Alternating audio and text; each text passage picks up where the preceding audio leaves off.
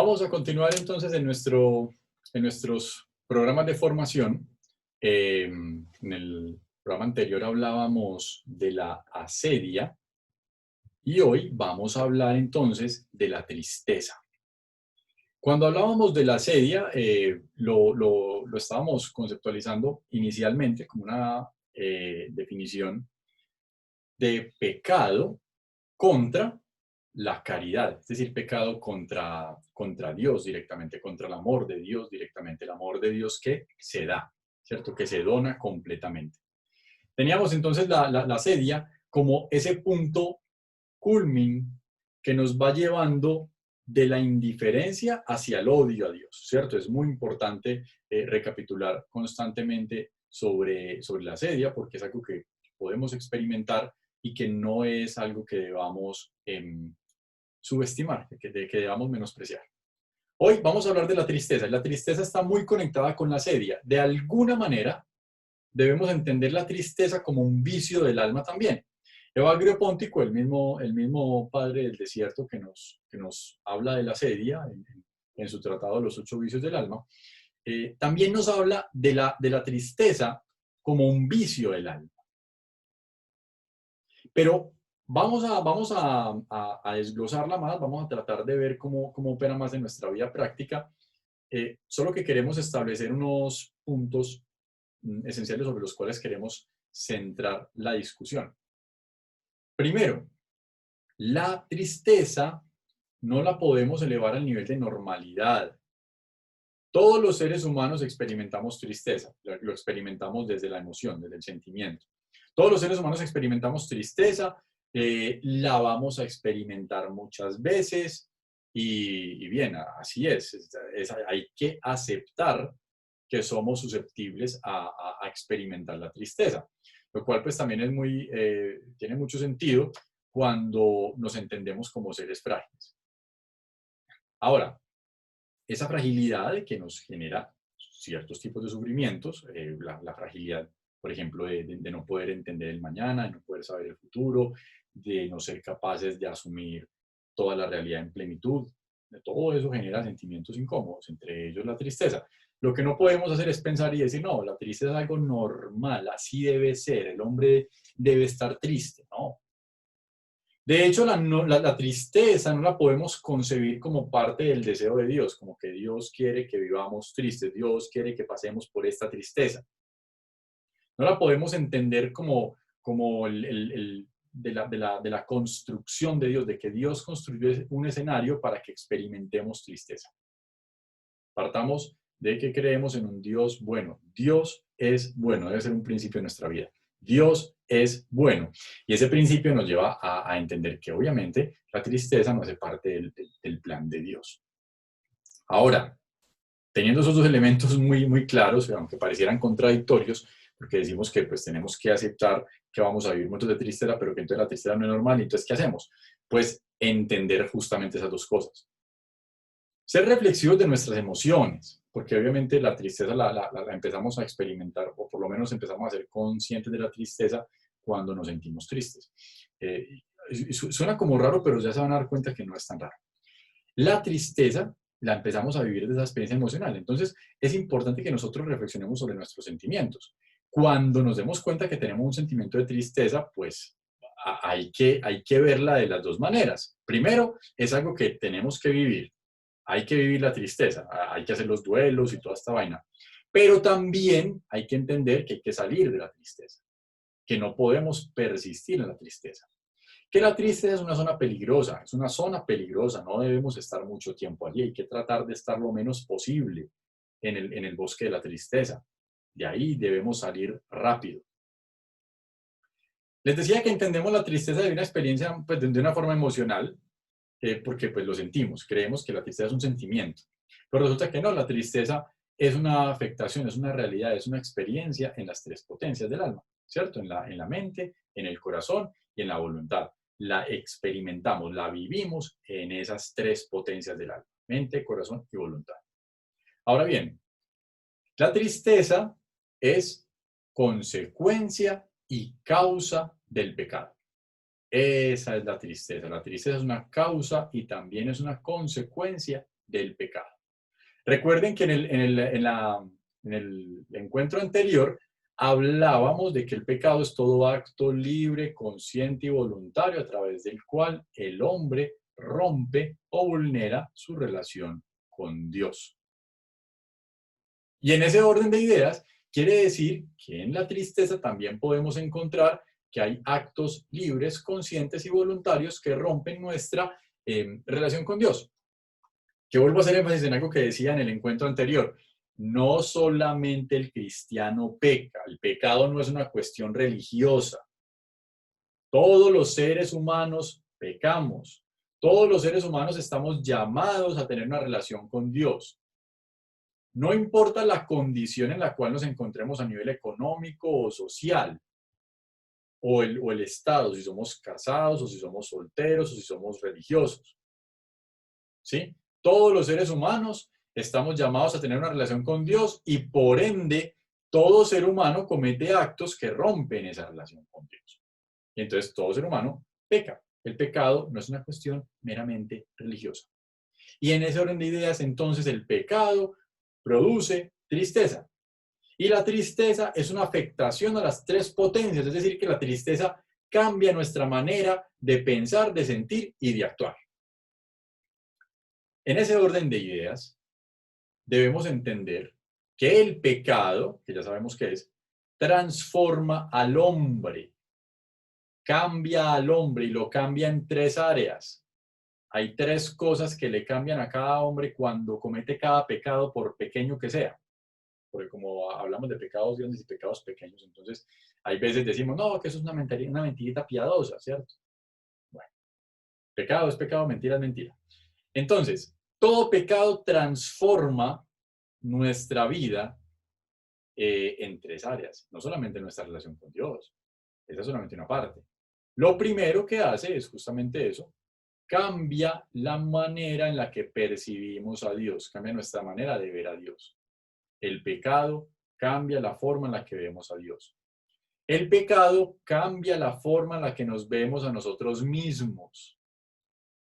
Y el pecado también cambia la manera en la que percibimos a otros.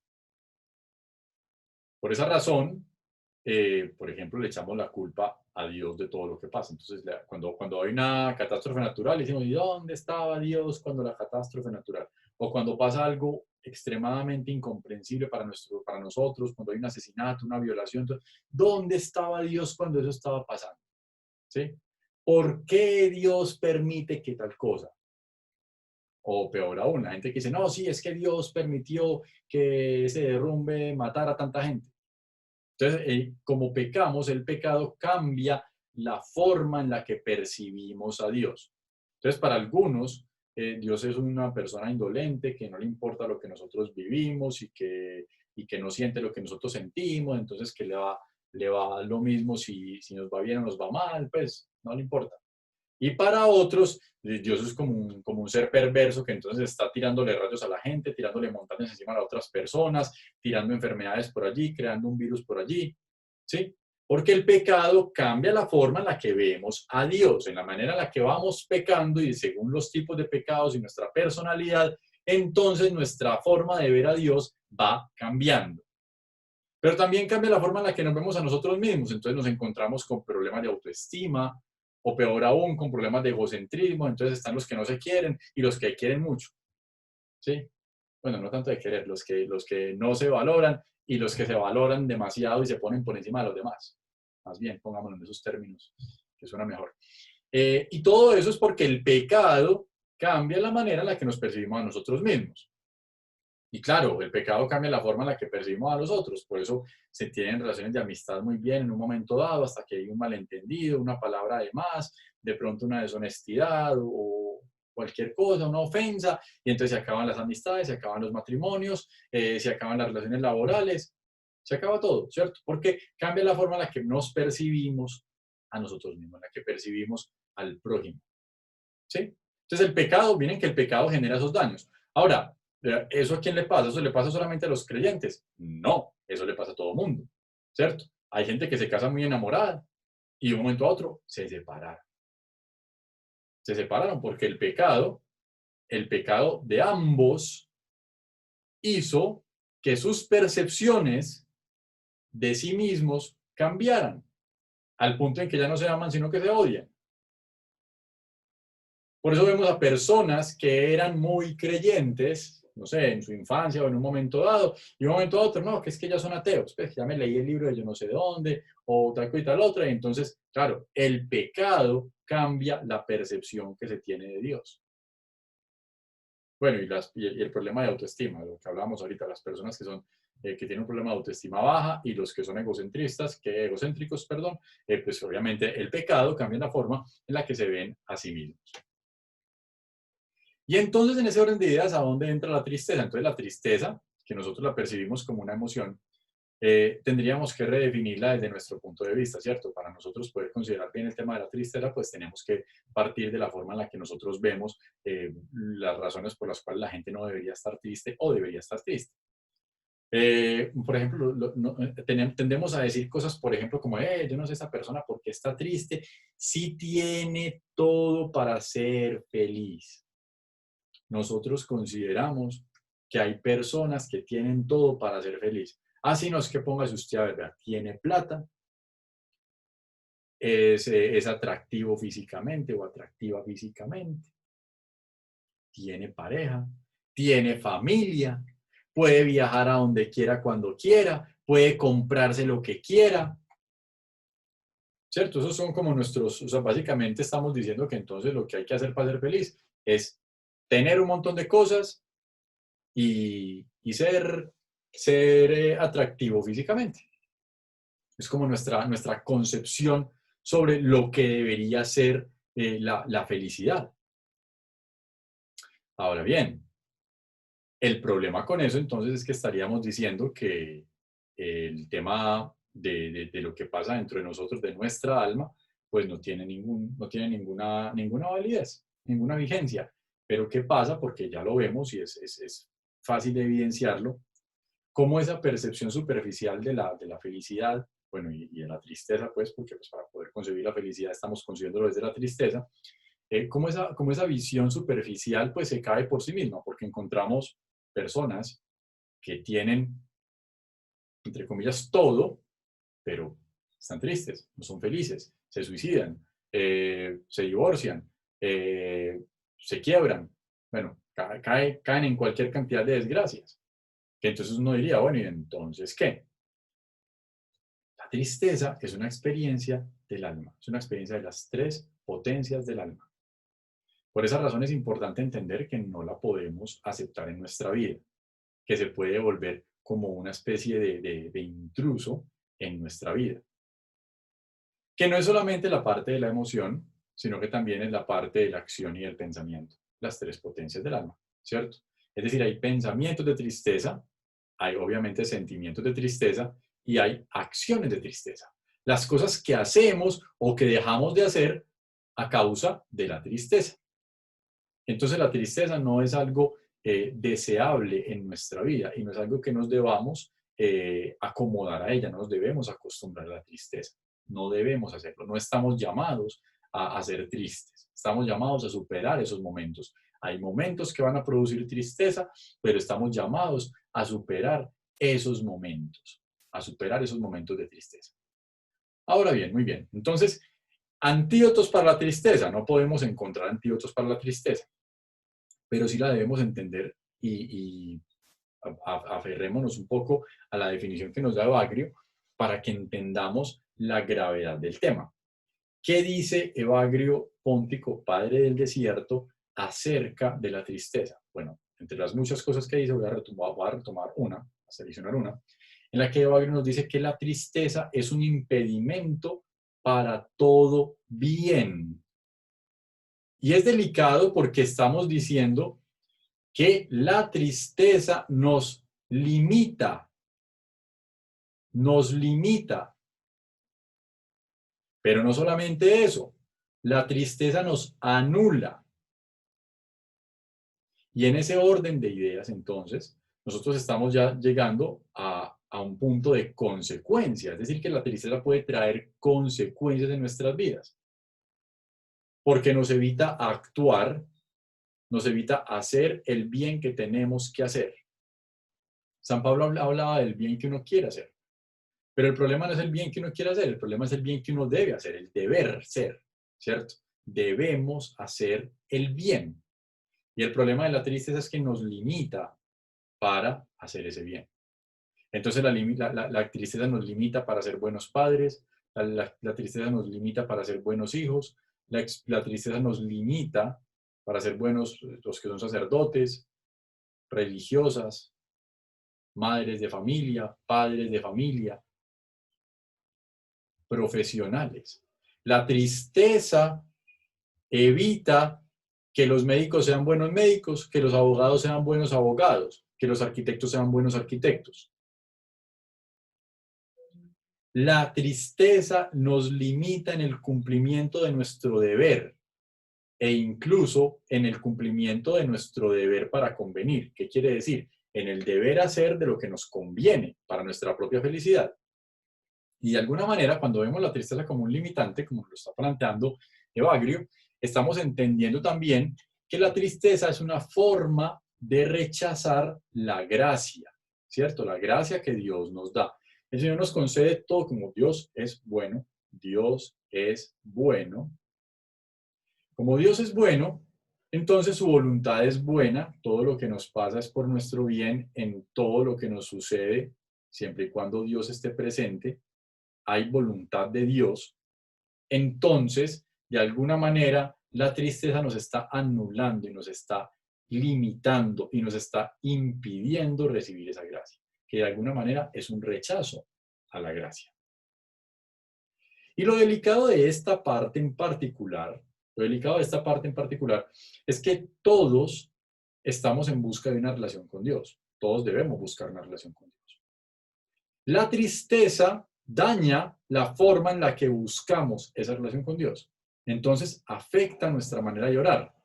No solamente porque oramos con las palabras, sino por la intención que tenemos en el corazón al hacer nuestra oración. Cuando estamos en los momentos difíciles, pensemos en la oración de Pedro, ¿sí? Cuando Pedro se hunde en el agua, la oración de Pedro es: Señor, sálvame. Sálvame porque me estoy ahogando. La oración desesperada de los apóstoles en medio de la tormenta, que van y despiertan al Señor y lo incomodan. Le dicen: Señor, pero nos estamos ahogando. O sea, usted es que no ve que estamos en la tormenta, no te importa lo que nos pasa o qué es lo que pasa, ¿cierto? Esa oración desesperada, que es producto del miedo, producto de todas las otras experiencias pues, que también tenemos que analizar, pero una de ellas es la tristeza. Entonces, esa oración está imperfecta, tiene niveles de imperfección gracias a la tristeza. Y por eso es importante entonces sembrar las bases de lo que debe ser nuestra relación con Dios. El relacionamiento con Dios, nuestro relacionamiento con Dios, debe ser a partir de la presencia, es decir, qué es lo que nosotros le debemos pedir al Señor como un punto uno en nuestra relación con Él. Es: Señor, hazte presente y haznos conscientes de tu presencia en esta circunstancia que estoy viviendo. No queremos que Él venga para que nos saque y ya. Señor, venga, estoy aquí embalado, lo único que necesito es que me saque y ya después no lo molesto más. No ese es el tipo de relación que nosotros debemos buscar y no es el tipo de relación que Jesús está buscando con cada uno de nosotros. La relación que Él está buscando con nosotros es la de la presencia. Él quiere estar presente con nosotros. Él quiere estar presente con nosotros. Él quiere actuar con nosotros. Él quiere caminar con nosotros. Por eso lo primero que debemos pedirle es: Señor, hazte presente en esta circunstancia que estoy viviendo. Ahora, después de la presencia, viene otro elemento muy importante de nuestra oración, donde nosotros le decimos al Señor: Señor, haz tu voluntad en esta situación que estoy viviendo.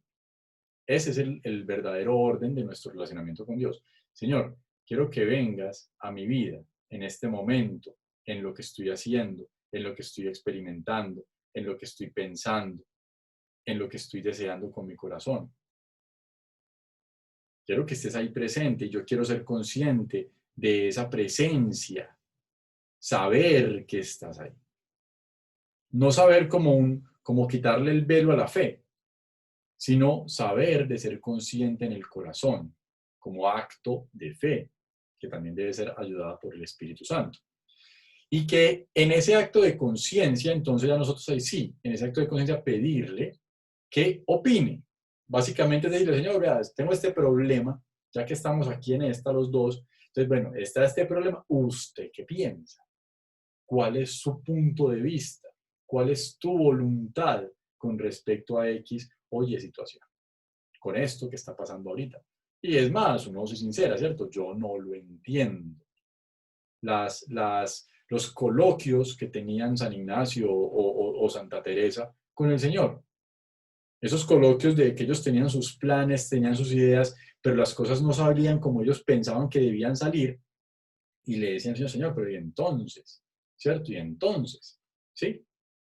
No es el reclamo de la desesperanza, sino que es el reclamo de la confianza, desde la confianza, que al final del día es lo que termina siendo como el núcleo de ese relacionamiento con Dios. Queremos entender entonces la tristeza como algo que hay que superar, no como algo en lo que hay que permanecer. Y también nosotros, de alguna forma, también tenemos que entendernos como instrumentos de Dios para poder luchar en contra de la tristeza de quienes nos rodean o de quienes el Señor ponga en nuestro camino. Por esa razón la importancia de vivir una fe con alegría, no vivir una fe con miedos o una fe con regaños o una fe con reclamaciones. Obviamente una fe de carácter, obviamente que sí, una fe de decisiones, eso sí, también es cierto, pero no una fe de discriminación, no una fe de clasismo, no una fe de segregar a las personas, sino una fe de tener en el corazón de Dios a todo el mundo y de tratar de llevarlo a Él con alegría. Tampoco estoy hablando de una fe cómplice. No estoy hablando de una fe que se deja llevar, de esas formas de fe ahorita que nos quieren meter y que se están adaptando a todo. No, una fe de verdad, o sea, una fe en la verdad de Dios. Recuerden que ahorita estamos en una época en la que estamos viviendo un proceso de deconstrucción. Nos están llamando a deconstruir nuestros valores y nuestros principios para poder crear una nueva ética, una nueva forma de ética con principios nuevos, ¿cierto? Nosotros no queremos entrar en esa tónica, ¿sí? En esa tónica de aceptar por aceptar, de esa falsa inclusión, esa inclusión de mentiras. ¿Cierto? Queremos es una verdadera inclusión desde el corazón de Dios, ¿cierto? Ver a las personas como Dios realmente las ve. Pero para eso hay que llamar a Dios a que se haga presente en nuestra relación con Él, en nuestra vida cotidiana, en nuestra experiencia actual. Uno de los grandes problemas de la tristeza es el hecho de que estamos en la generación de cristal. Estamos en una generación de cristal llena de respetos humanos, de eufemismos, de indignación por todo, en una generación irracionalmente beligerante, que quiere pelear con todo, pero que se ofende por todo. Estamos en la crisis del carácter, donde la ética del carácter está muy puesta en entredicho. Y esto se da a raíz de una debilidad más grande, ¿sí? Empezamos a educarnos como si fuéramos porcelanas de cristal a las que no se les puede decir nada, no se puede tocar nada, no se puede hablar de este tema, este concepto hay que cambiarlo, ya no podemos decir esto, ya no podemos decir aborto, tenemos que llamar interrupción voluntaria del embarazo, ¿cierto? Ya no hablamos de parejas homosexuales, hablamos de parejas del mismo sexo.